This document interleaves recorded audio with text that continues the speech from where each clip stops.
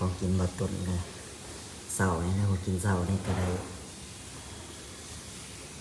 จิมัดจามมาย่างงูหอยเซรีนะโอ้หอยนะ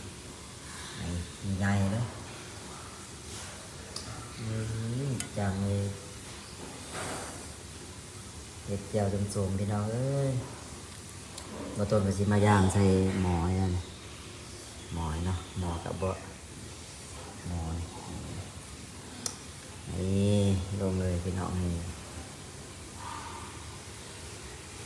นี่ไงอันนี้ก็หลังจากที่ห้อยแล้วก็มีหน้ากากหมูเนาะหน้ากากหมูพอกินตัดเสา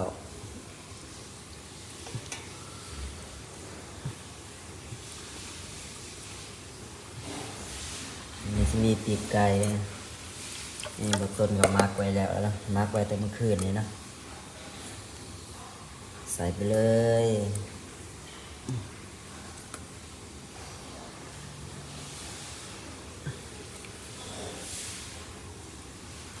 มันนี้เงินออก